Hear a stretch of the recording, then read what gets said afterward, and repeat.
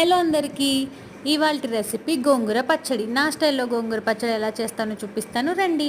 కడాయిలో ఆయిల్ వేసుకొని పచ్చిమిర్చి వేయించి తీసుకోవాలి. ఇప్పుడు అదే ఆయిల్లో మనం వాష్ చేసుకున్న గోంగూరని వేసుకోవాలి. నేను ఇక్కడ 4 చిన్న కట్టలు గోంగూర తీసుకున్నానండి. ఇప్పుడు గోంగూరని మంచిగా మగ్గపెట్టుకోవాలి.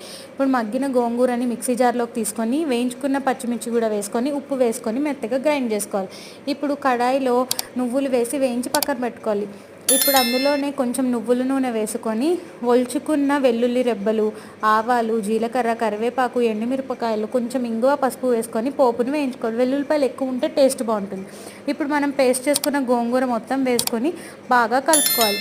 గోంగూర బాగా మగ్గి ఆయిల్ పక్కకి వచ్చినప్పుడు ఇందులోకి మనం వేయించుకున్న నువ్వులు పొడి చేసుకొని కలుపుకోవాలి. ఇప్పుడు బాగా మిక్స్ చేసుకున్న తర్వాత మళ్ళీ ఆయిల్ బయటకు వచ్చేంత వరకు మూత పెట్టి మగ్గించుకోవాలి. ఆయిల్ రిలీజ్ అయితే పచ్చడి రెడీ అయిపోయినట్టే. మీరు కావాలనుకుంటే ఉల్లిపాయలు కలుపుకోవచ్చు. బాయ్.